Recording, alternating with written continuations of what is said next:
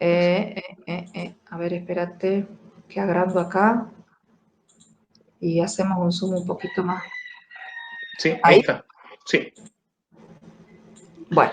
Bueno, cubierta transparente. El principal material utilizado para realizar la cubierta es el vidrio. Este se distingue por su composición química y por sus características mecánicas y ópticas. Cualquier tipo de vidrio no sirve para ser montado en un colector solar. Un vidrio como el de una ventana puede romperse fácilmente, por ello los fabricantes eligen vidrios templados, ya que sus propiedades ópticas no se deterioran en los procesos de fabricación y además sus propiedades mecánicas mejoran considerablemente. Bien, Recordemos que... para un momentito ahí. Una cuestión con el vidrio. Entonces, lo que nos está diciendo es que los vidrios que se utilizan en los colectores no es el vidrio común, no es el vidrio gruesito de una ventana, por ejemplo, el vidrio de 4 milímetros que se usa en la ventana. ¿Por qué?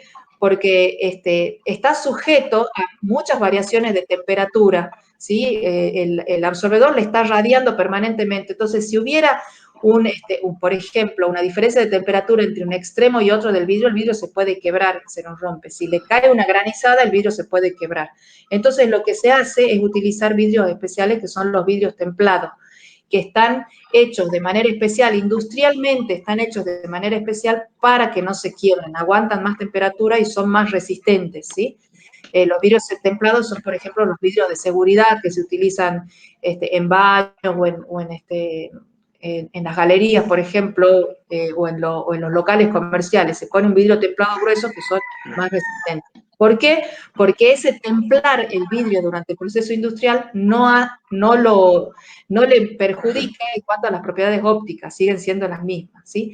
Y otra cuestión importante que quizás hayan visto en el pasado es que los vidrios se caracterizan por el contenido de hierro que tienen, ¿sí? Un vidrio bueno es un vidrio con bajo contenido de hierro, es un vidrio más claro y más transparente.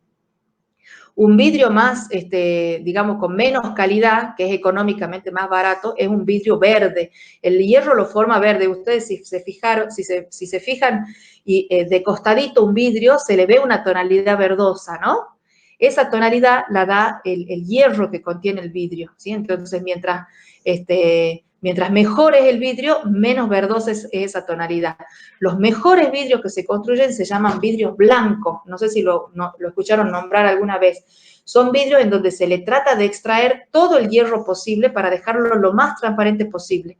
Porque lo que hace ese hierro contenido en el vidrio es absorber la radiación solar y que se caliente, ¿sí? Entonces a nosotros no nos conviene que sea un vidrio de baja calidad y con alto contenido de hierro porque deja pasar poco la radiación y se calienta mucho, ¿sí?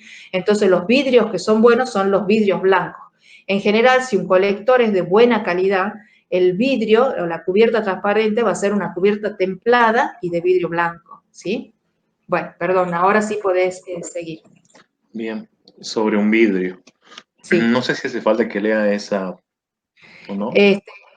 A ver, yo les explico este dibujito. Dice, recordemos las propiedades ópticas de los materiales transparentes. Acá hay dibujado un vidrio y recuerden que los materiales transparentes tienen tres propiedades: absortancia, reflectancia y transmitancia, ¿sí? La reflectancia es lo que refleja ese vidrio. Por más que el vidrio sea transparente, siempre un poquitito de la radiación va a reflejar hacia el exterior, ¿sí? En alguna placa anterior habíamos visto que era entre un 8 y un 10% más o menos de lo que recibe de la radiación se refleja. Hay vidrios que tienen tratamientos antirreflectantes en la superficie de arriba, ¿sí? Pero son más caros. Entonces el vidrio, hay una parte que refleja, una parte que absorbe el mismo vidrio por este hierro contenido en el vidrio que les estoy diciendo, ¿sí? Y eso es lo que hace que el vidrio se caliente y después emita por radiación y sean pérdidas, ¿sí? Pero sí hay una parte que se absorbe. Por ejemplo, acá alrededor del 12%, ¿sí? Y definitivamente una parte se transmite, ¿sí? Que es la transmitancia. Entonces, lo que se refleja más lo que se absorbe más lo que se transmite tiene que ser igual a 1 o al 100%, ¿sí? Entonces, acá si sumamos, por ejemplo, el 8% de lo que se refleja más el 12% de lo que se absorbe es 20, más los 80% de lo que se transmite el 100%, ¿sí? Un vidrio común más o menos anda con una transmitancia de 80 u 85%, que es lo que habíamos visto. Entonces, estas son las propiedades ópticas que tienen los materiales transparentes. Disculpe, Bueno, sí. ¿Un vidrio tiene emisividad o no? Claro que tienen emisividad. Los vidrios emiten en el infrarrojo bastante, ¿sí? Así que es uno de los problemas de los vidrios, digamos, la emisividad por radiación. Entonces, hay tratamientos que se le pueden hacer a los vidrios para bajar esa emisividad. Todos los materiales emiten, ustedes siempre recuerden, todos los materiales emiten. Mientras mayor es su temperatura, emiten más. Y mientras mayor es su emisividad, emiten más. ¿Sí? Bien. En la clase pasada estaban las emisividades de la mayoría de los materiales. Si repasan en la clase de transferencia de calor, ahí está la emisividad del vidrio, debe andar con el 0,8 también, más o menos. ¿Sí?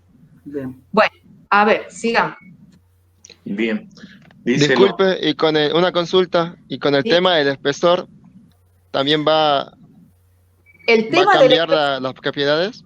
Claro, porque mientras más ancho es el vidrio, menor va a ser su transmisión. ¿Por qué? Porque la radiación que va atravesando el vidrio se va a ir absorbiendo en el vidrio, ¿sí? Por eso acá en la diapositiva esta dice vidrio de 6 milímetros, ¿sí? Mientras más ancho, menor va a ser la transmisión y mayor va a ser la absorción, ¿sí? Así que sí, por supuesto que tiene que ver. Sí, sigamos. Bien, los vidrios deben favorecer el paso de la radiación solar, es decir, deben tener alta transmitancia en el rango solar. A continuación se muestra un gráfico de la transmitancia solar en función del ángulo de incidencia para 1, 2, 3 o 4 cubiertas de vidrio. La transmitancia se mantiene alta y constante ante un ángulo de incidencia de 40 grados. Para ángulos mayores la transmitancia disminuye notablemente. ¿Sí? ¿Ustedes alguna vez habían visto un gráfico de este tipo? ¿El año pasado, en la materia pasada o no? No, yo que recuerde, no, en mi caso no. Bueno, entonces lo expliquemos. Digamos, acá está graficado en el eje vertical la transmitancia. Como ya les decía, la transmitancia va entre 0 y 1, ¿sí? Y en el eje horizontal está el ángulo de incidencia de la radiación con respecto a la normal del vidrio, ¿sí? Cuando incide perpendicular hacia el vidrio, el ángulo de incidencia es 0 grados. Sería, por ejemplo, un vidrio expuesto a una radiación. Si el vidrio estuviera horizontal, la radiación sería vertical. Eso sería un ángulo de 0 grados. ¿Me van siguiendo? Sí. Y a medida que vamos avanzando, o sea que el sol se va moviendo, ¿sí? El ángulo de incidencia va aumentando. Por ejemplo, si el ángulo es muy rasante a la superficie del vidrio, estamos en ángulos cercanos a los 90 grados, ¿sí? Entonces, ¿qué es lo que pasa? Si yo tengo, miremos la curva de más arriba, que es la que corresponde a un solo vidrio, ¿sí? Si yo tengo un vidrio y la radiación incide perpendicular al vidrio, por ejemplo, al mediodía solar y lo pongo horizontal al vidrio, ¿sí? Entonces la transmitancia anda cerca del, a ver, que hagamos el cálculo más o menos, 0,85, ¿sí? Entonces, va a transmitir un 85% de lo que le llegue. Cuando esté a 0 grados, a 10 grados, aquí a 20 grados, a 30 grados, va a seguir transmitiendo un 85%. A 40 grados, un 85% más o menos. Pero a partir de los 40 grados, esta curva empieza a bajar, ¿sí? Entonces, a los 50 grados empieza a ser 0,82. A los 60 grados ya estamos por debajo de 0,8. Y así va bajando, ¿sí? Hasta que a ángulos de incidencia grandes, la transmitancia es muy baja. Por ejemplo, cuando sale el sol o cuando se pone el sol, ustedes saben que el ángulo de incidencia va a ser bastante más bajo. Entonces, las transmitancias van a ser del 20%, a lo sumo del 30% de lo que incide sobre el vidrio. ¿Se entiende? ¿Sí? Sí, O sea, también. a la mañana y a la tarde, además de que la radiación solar es mucho más baja que al mediodía, el vidrio, a esa poca radiación que le llega, transmite poco, ¿sí? Entonces, es de esperar que durante la mañana y durante la tarde las eficiencias de los colectores sean mucho menores que al mediodía, ¿sí? Por eso, cuando se hacen las curvas de eficiencia, no se las hace en estas horas, sino que se las hace al mediodía, cuando se hace la verificación de cómo son las curvas. Se mide al mediodía, que es el momento en el que la radiación solar alcanza su máximo valor y la transmitancia de la cubierta también alcanza su máximo valor. ¿Se entiende? Entonces, por eso dice acá que la transmitancia se mantiene alta más o menos hasta los 40 grados y después decae, ¿sí? La otra cuestión que nos muestra este dibujo es qué pasa cuando yo uso un vidrio, 2 vidrios, 3 vidrios, bueno, 4 vidrios ya es una exageración, pero sí se nos podría ocurrir usar 2 vidrios, por ejemplo. ¿Por qué usaríamos 2 vidrios? Porque ustedes saben que los dobles vidriados son capaces de perder poco calor, ¿sí? Por ejemplo, los dobles vidriados en las viviendas se utilizan para disminuir las pérdidas de calor hacia el exterior, ¿sí? Entonces, ¿qué pasa con las propiedades ópticas de un doble vidriado? Si yo me pongo en la segunda línea, fíjense que en vez de tener el 0,85 voy a tener más o menos un 0,82, ¿sí? De transmitancia, estoy sacando cálculo aproximado. O sea, no baja tanto, baja un 3% nada más la transmitancia y mejora mucho lo que es la conductividad térmica, porque un vidrio, para que ustedes se den una idea, tiene un coeficiente de pérdida de más o menos 5,7, un vidrio simple. Y un vidrio doble anda más o menos alrededor de los 2,9, 3, 3,1, ¿sí? Entonces las pérdidas se disminuyen bastante. Por eso es que yo les estoy mostrando acá los gráficos para un vidrio y para 2 vidrios, ¿sí? Lo que pasa es que los dobles vidrios son mucho más caros, entonces, bueno, también ahí hay una cuestión de costo y además son mucho más pesados, está soportando 2 vidrios, entonces la carcasa va a tener que ser más rígida, ¿sí? Para poderlo soportar y es más caro, entonces hay que ver hasta qué punto es más efectivo tener un doble vidrio que tener uno solo. Muchas veces por cuestiones económicas ya directamente se pone un solo vidrio y bueno, ya sabemos que la eficiencia va a ser un poco más baja, ¿sí? ¿Se entiende? Bueno, entonces pasemos a ver alguna pregunta más de este gráfico. Los que están mirando, ¿tienen alguna pregunta o se entiende? ¿Y no se podría reemplazar ese doble vidriado por un solo vidrio de mayor grosor? De mayor grosor y no te va a dar la misma, digamos, las pérdidas de un doble vidriado son mucho más bajas que las de un vidrio ancho. Y acá, Okay. que más ancho es el vidrio, más absorbe y menos transmite, ¿sí? Bien. Este está hecho para un vidrio, digamos, más finito. Bien. Bueno, lo que sí, por ejemplo, lo que sí se hace es utilizar policarbonato. Esta es una curva para vidrio, pero la de policarbonato es bastante parecida a esta, ¿sí? Más bien más parecida a la que sería la del doble vidrio, porque ustedes imagínense, el policarbonato tiene 2 capas, ¿no? La capa de arriba, la capa de abajo y como celditas entre las 2 capas. Entonces funciona como una especie de doble capa, ¿no? El policarbonato deja pasar bastante radiación solar, casi como el vidrio, 0,85, 0,84, pero además es mucho más aislante porque funciona como funcionaría un doble vidrio. Entonces, por eso es que es bastante bueno en cuanto a sus propiedades ópticas, ¿no? Ópticas y térmicas. Lo que tiene el policarbonato es que se degrada mucho más rápidamente que un vidrio con la radiación ultravioleta, ¿no? Pero en colectores, por ejemplo, los que se hacen en el INENCO, se utilizan principalmente policarbonato y después de cierta cantidad de años, 5, 6, 7 años, cuando uno ve que el policarbonato se degradó por el UV y se pone como viscosito, entonces uno directamente cambia la placa de policarbonato y listo. Y tiene la ventaja de que es mucho más liviano si lo voy a poner en los techos. Entonces, el policarbonato tiene la ventaja del doble vidrio y de la alta transmitancia, ¿no? Y tiene la desventaja de que se degrada más rápidamente. Bueno, sí, podés continuar, digamos, con la lectura. Bien. La cubierta de los colectores solares térmicos deben cumplir una serie de propiedades térmicas fundamentales. Permitir el paso de la radiación solar a alta transmitancia.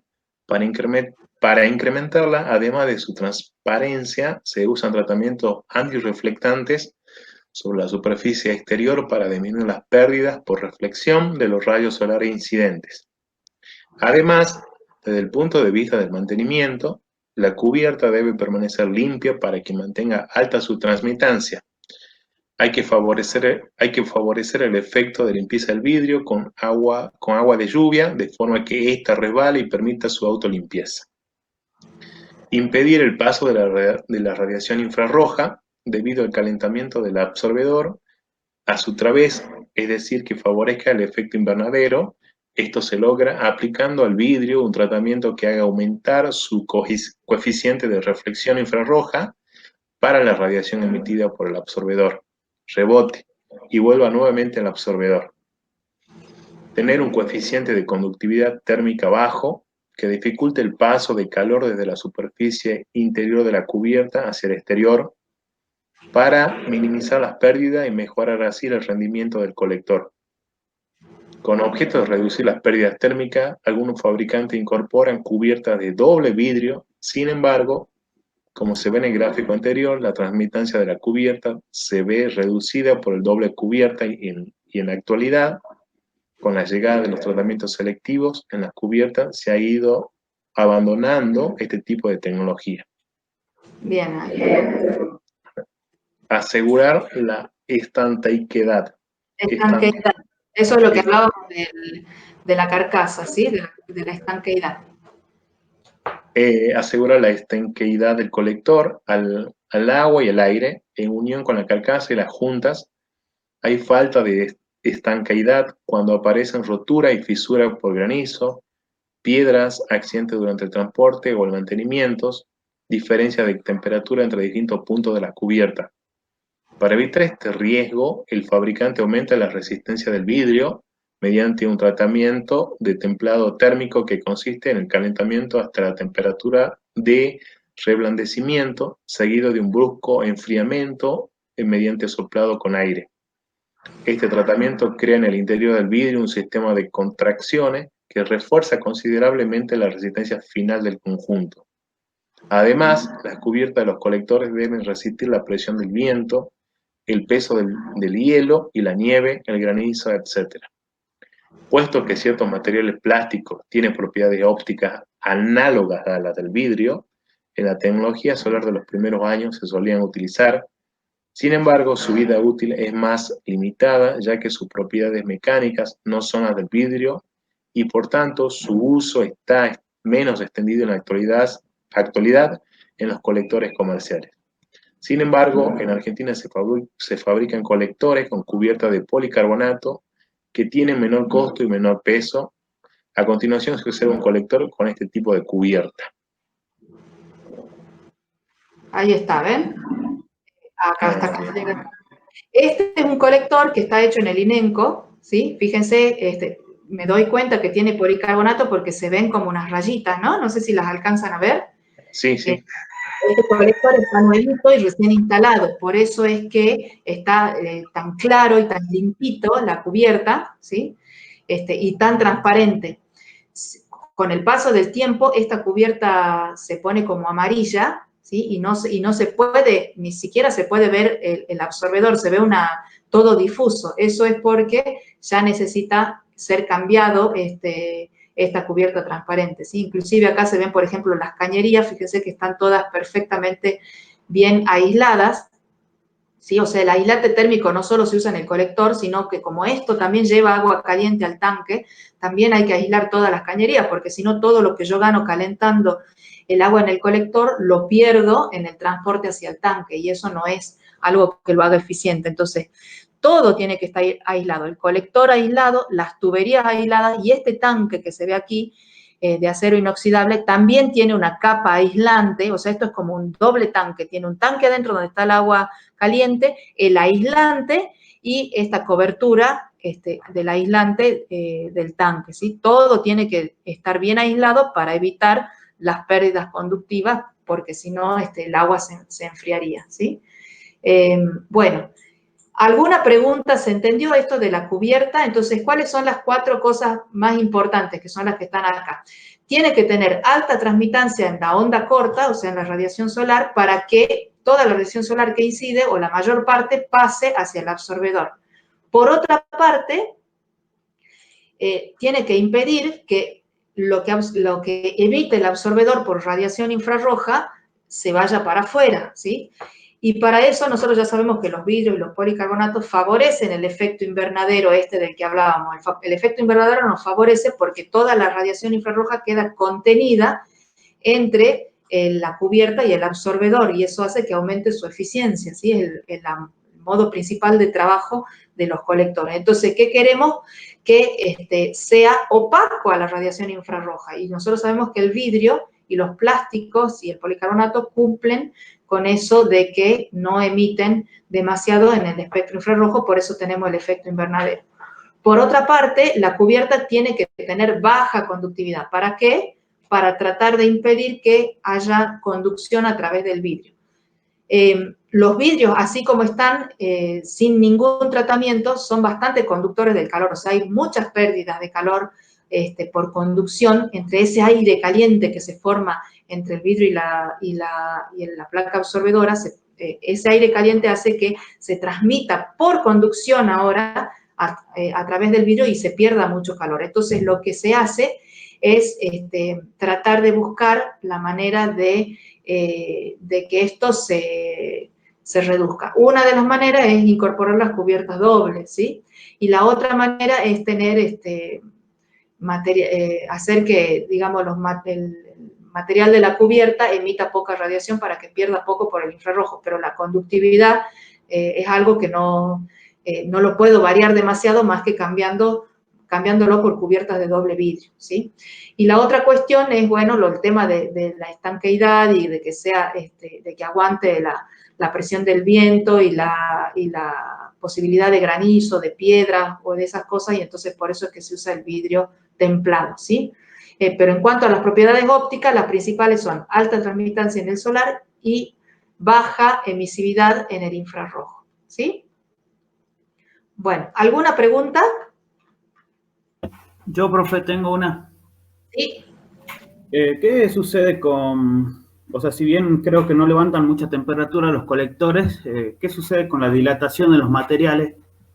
Bueno, es una cuestión importante porque, aunque no, vos decís no levanta mucha temperatura, pero 85 o 100 grados sí levantan, ¿no? Y los materiales todos se dilatan. Se dilata el metal, se dilata la placa absorbedora y se dilata el vidrio, ¿sí? Entonces, por eso es que se usa esta gomita que yo te decía alrededor del vidrio para que cuando el vidrio se expande, tenga lugar por donde expandirse y no se bombee o se termine quebrando, ¿me entendés? O sea, cuando se lo arma con un pequeño espacio para permitirle o darle una junta de dilatación ahí para permitirle que los materiales se dilaten y no se quiebren, ¿sí? La idea es que no se quiebren. No solamente por calor, también, o sea, vos acordate que, suponete, ¿no? Vos tenés, si el lugar es muy frío, se contrae mucho y entonces ahí podés tener pérdida de estanqueidad porque puede quedar un huequito por donde entre el aire o el agua. Entonces, el material para proteger eso y el espacio que vos tenés tiene que ser acorde, digamos, a la parte de contracción y también a la parte de dilatación, ¿sí? Tiene que poder absorber este movimiento de los materiales. Bien. Otra pregunta, profe. Bueno, Federico. No sé si puede poner de nuevo lo que estamos viendo. ¿De la cubierta? Claro. O sea, no, pero sí, en la parte de arriba. ¿Acá? Sí. Sí. Ahí nosotros tenemos, bueno, la entrada de agua, bueno, supongo que la entrada de agua fría es por acá, ¿no? Por arriba. Y Sí, la misma acá salida tiene la salida de agua caliente.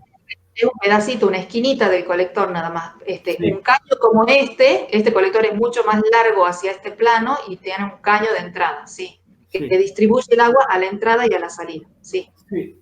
Bueno, yo me trato de imaginar, por ejemplo, uno de estos que sea termosifónico. Sí.